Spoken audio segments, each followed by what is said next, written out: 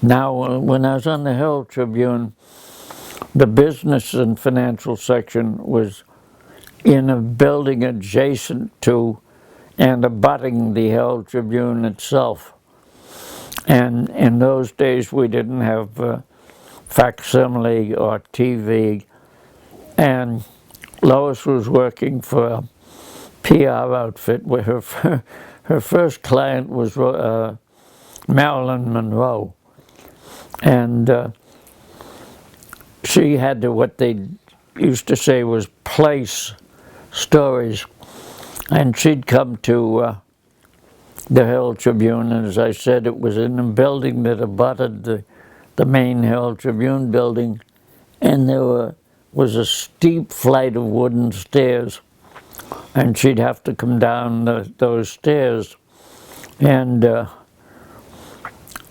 you'd hear clink, clap, clamp, clamp, as she'd come down, and all the guys would look up, oh boy, here comes a girl. And she'd place her stories, but I was right at the foot of the stairs, and we got to a talking acquaintance. And after my first wife died, I wasn't dating or anything, but one day she came down, and as she was going back, I said, hey, Lois, are you doing anything on Wednesday? I think, no, on Friday it was. And she said, no, why? I said, would you like to see a play? And she said, yeah, sure. And that was our first date. And it was the musical Camelot. And it starred a guy from Lawrence, I can't think of his name right now, but he played the lead in it. And during the break between acts, I said to her, gee, he's good. And she said, would you like to meet him? And I said, yeah, sure. And she said, well, he's one of my clients, Robert Goulet. And so I said, well, you've seen this before. And she said, well, probably 20 or 30 times. But we went backstage and met Goulet, and then we started dating. I had a son by my first wife, and he lived with me. Eric, the son, just adopted her, more or less. And our wedding was a wedding of note. We got married in a Presbyterian church on Fifth Avenue, and then we had a reception in the Park Avenue apartment of the Douglas family. He had been a Supreme Court justice, and his daughter, Sharman, was Lois's maid of honor. And at the wedding, we're walking up the stairs into the church, and Lawrence Harvey, the actor, fell in line right behind us. And then Gina Lola Brigida joined, and the reception at the Douglas house apartment was just filled with movie stars and stage stars. And here's Eric, who was then around 9, I guess, or no, he was younger than that, 5 or 6. And I'll never forget at one point, Gina Lola Brigida came up to him, and Gina was a very sexy actress in the 50s, and she came up to Eric and hugged him and gave him a big kiss. And this photographer who was taking our wedding pictures, a bunch of what we call paparazzi now, came and freelanced and put together a great album for us. But this one guy looked over and he said to Eric, do you know who that is? And Eric said, her name is Gina. And he said, yeah, he said, she's a famous actress. And he said, about 10 years from now, you'll kick yourself for not cozying up to her like she did to you. But that was it. We had a very pleasant wedding, a very delightful wedding. It was jammed, and it set us off on the right foot.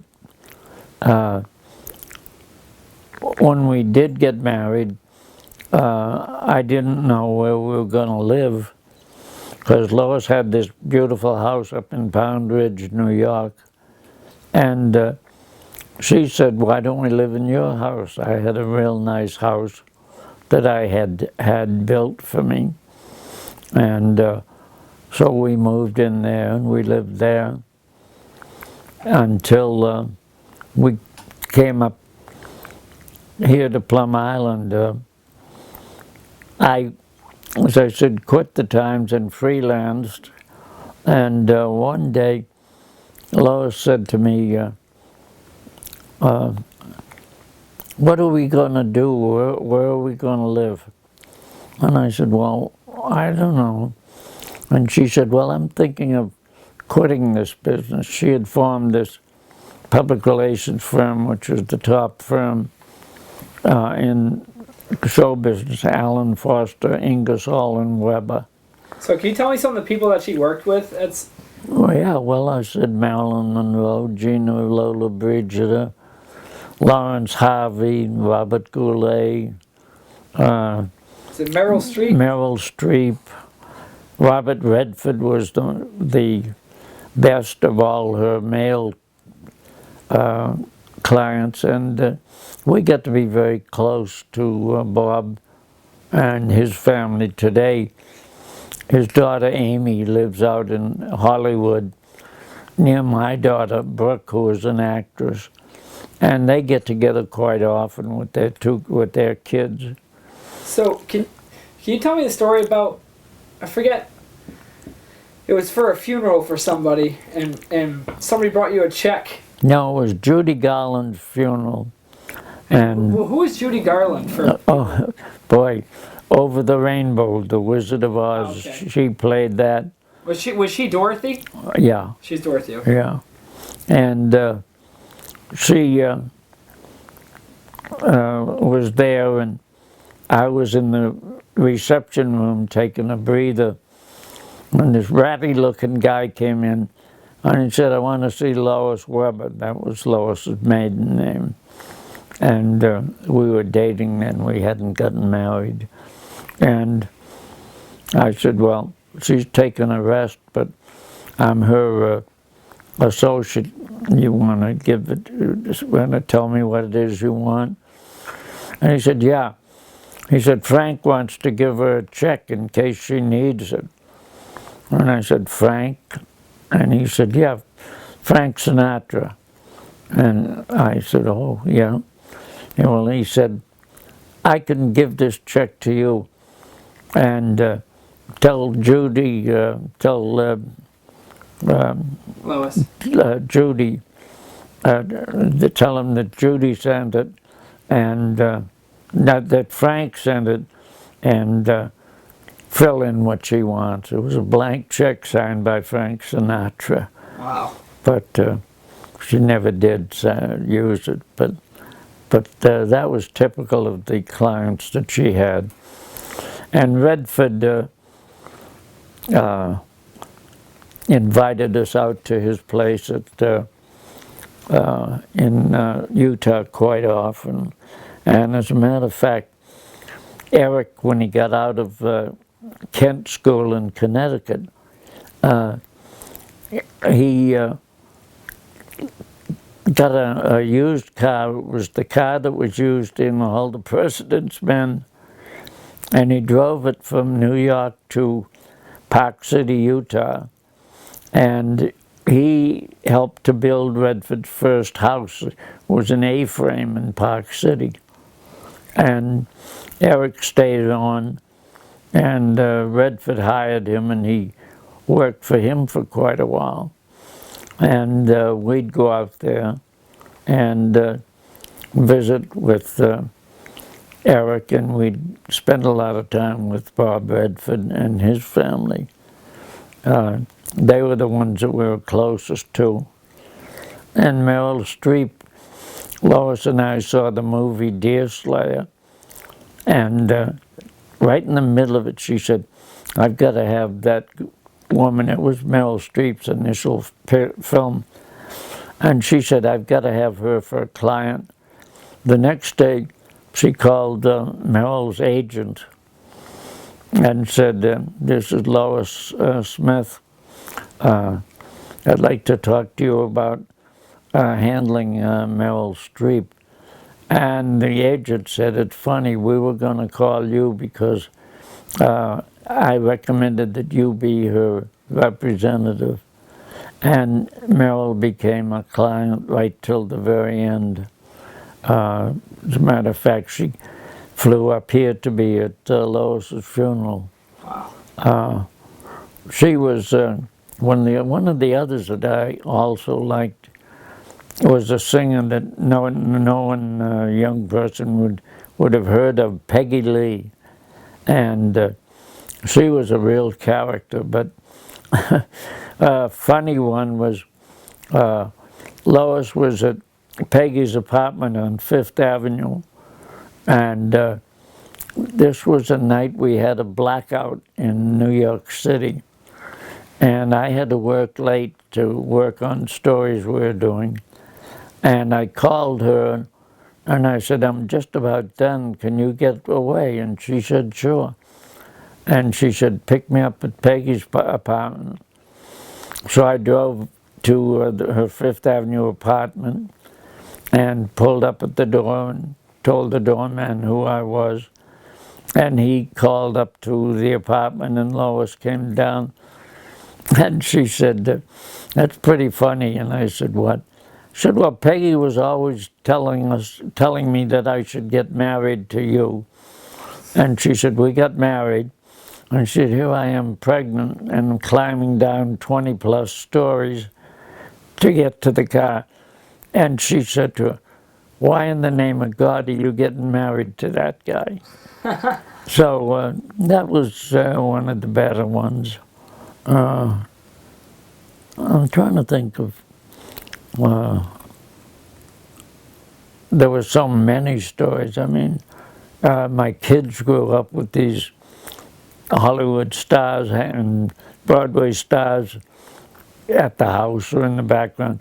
When we were living in Orangeburg, we had a swimming pool, a big swimming pool, and we used to throw parties on Sundays, and the kids got to grow up with the movie stars who'd be there swimming and cooking out and so on.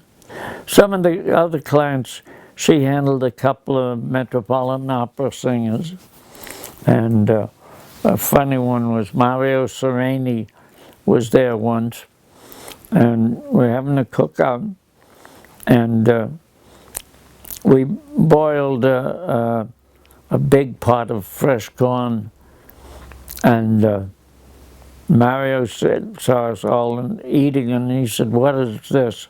We said, it's corn. He said, in Italy we have corn, but we raise it for the cattle. And we showed him how to butter it and put salt on it. And he just went from head to tail. I don't know, he had 3 or 4 or 5 years of corn. He really liked that. It was a new experience for him. A follow-up to it was Mario took Lois and me and Eric to dinner at the Palm Room in the Plaza Hotel. And at the neighboring table was Luciano Pavarotti and the other guy that's in the Three Tenors. And so they introduced themselves to Eric. And here he was, like I say, I guess he's maybe 8 years old by then. And here he is palling around with the Three Tenors. And that was a kind of atmosphere that the kids grew up in. I think it was a good atmosphere. It obviously got Brooke the acting bug, and she's had a very successful career. Her most notable role that got her started was she played the girl in the pit in the Silence of the Lambs. And she's done quite a few movies and TV since then. And as a matter of fact, when I was talking to her a couple of nights ago, she was pretty tired. She was working till midnight that night and filming a new TV series. I don't remember what it's called, but it's coming out in the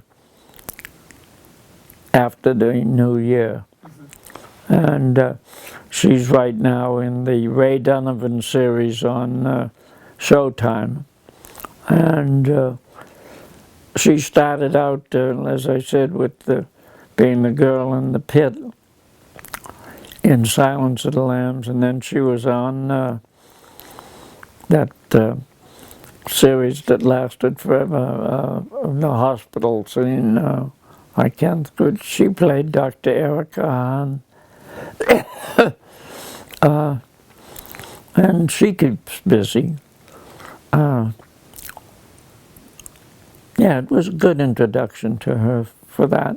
Yeah, definitely. I mean, it's pretty crazy. It seems like you've like a lot of stuff you've done. You've gotten to see a lot and meet a lot of people. And it's pretty cool, you know. Yeah. I think talking to you, it's definitely interesting just to hear the stories, you know, because it's. Yeah, I think if you can talk to people and you enjoy writing, now it's different, of course, it would be televising. But I think it's a good career. It sure was a pleasant career for me. Don't get wealthy at it, but an enjoyable career. And that is the key to working. You have to enjoy what you're doing. And if you do, you can do a better job. But I can't imagine not enjoying it, what I was doing, and continuing it. If I'd got to that point, I would have gone out and dug ditches or anything. But it was a joy. If you could have done it all over again, everything, right? Would you have done it the same way? Yeah, oh, very definitely.